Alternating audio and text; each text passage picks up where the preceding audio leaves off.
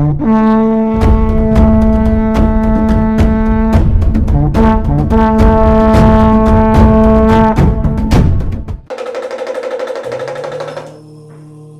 नमस्कार। ईश्वर अनुसंधान केंद्र की प्रस्तुति यूट्यूब चैनल सनातन सत्यम के इस डमरू पार्ट 1 एपिसोड में आपका स्वागत है।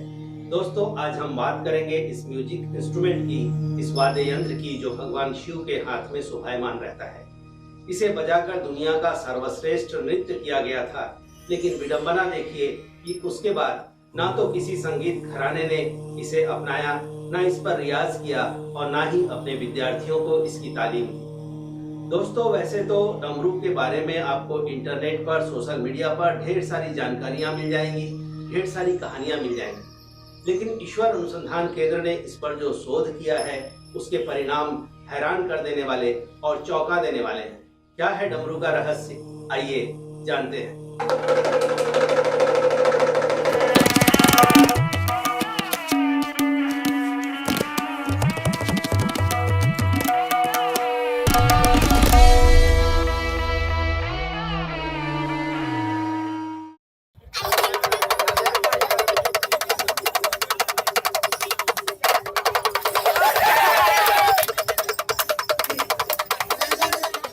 दोस्तों, ये जो मदारी के हाथ में डमरू या डुगडुगी देख रहे हैं ना आप, असल में इसे दुनिया में पहली बार तिब्बत के सुदूर पर्वतों पर बनाया गया था और बनाने वाले थे भगवान शंकर की स्तुति करने वाले अघोरी साधक। उन्होंने दो मानव कपाल अर्थात मनुष्य की खोपड़ी को बीच से काटकर उसके ऊपरी हिस्सों का इस्तेमाल किया था। दोनों खोपड़ियों के ऊपरी हिस्सों को एक दूसरे के विपरीत जोड़कर उसे चमड़े से मढ़ा गया था और फिर बीच के हिस्से को कसकर बांधकर उसे शंकु का आकार दिया गया था। इन दो खोपड़ियों में एक नर की खोपड़ी और दूसरी मादा या महिला की खोपड़ी थी। दोनों खोपड़ियों के अंदर नर और मादा मंत्रों को स्वर्ण भस्म से अंकित किया गया था। इसके ऊपर जो चमड़ा मढ़ा गया था उसे भी पहले तांबे और तमाम तरह के खनिज लवणों के साथ औषधीय वनस्पतियों को मिलाकर 2 सप्ताह तक जमीन में गाड़ कर रखा गया था। जब 2 सप्ताह बाद इस औषधीय गुणों वाले चमड़े को डमरू पर मढ़ा गया तो उस पर हरे और नीले रंग के गहरे धब्बे उभर आए थे।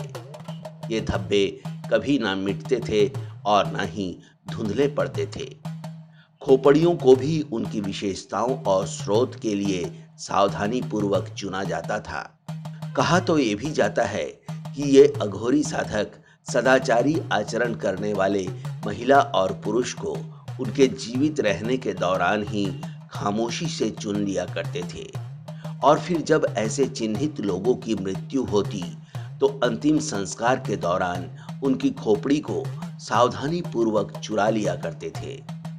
अघोरियों द्वारा बनाया गया ये डमरू अपनी तांत्रिक विशेषताओं के कारण इतना लोकप्रिय हुआ कि पूरे तिब्बत, भारत के हिमालयी क्षेत्र और नेपाल में इसे ऐसे ही विधि विधान पूर्वक बनाया जाने लगा।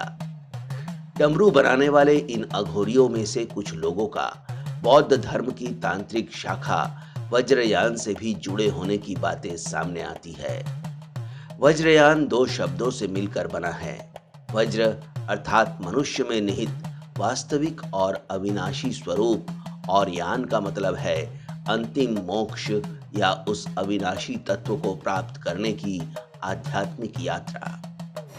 एक रिसर्च के मुताबिक डमरू को विधि पूर्वक बजाने पर उससे 14 तरह की ध्वनियां निकलती हैं। पुराणों में इसे मंत्र माना गया है जिसमें सृजन और विध्वंस दोनों के स्वर छिपे हुए हैं।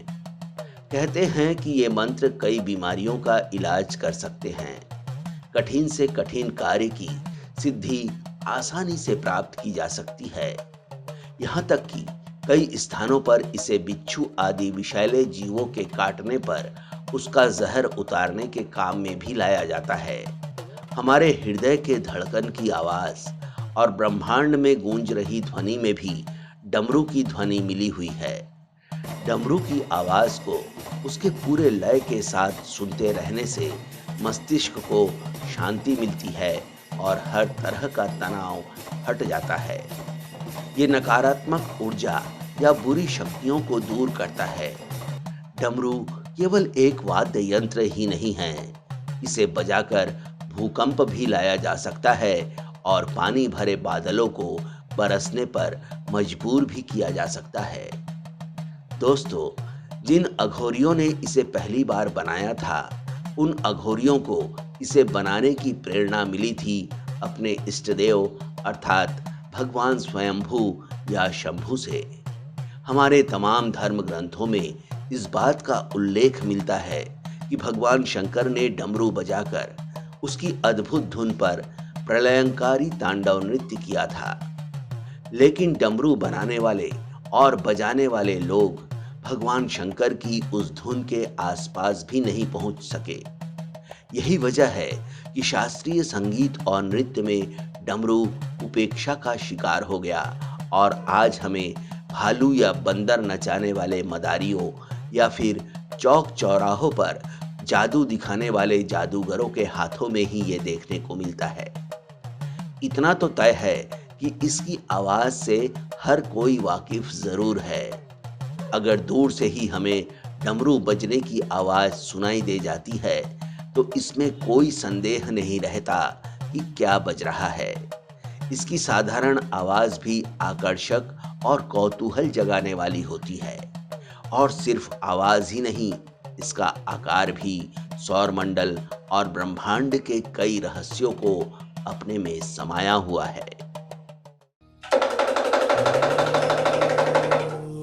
दोस्तों, डमरू पर ईश्वर अनुसंधान केंद्र के शोध के परिणाम इतने व्यापक हैं कि इसे एक एपिसोड में समाहित करना संभव नहीं था। इसलिए हम जल्द ही आपके लिए लेकर आ रहे हैं डमरू पार्ट 2। तो बने रहिए हमारे साथ, देखते रहिए, हमें सब्सक्राइब कीजिए, हमारे चैनल को लाइक कीजिए और अपने मित्रों और परिचितों को इसे फॉरवर्ड करना मत भूलिएगा। नमस्कार दोस्तों।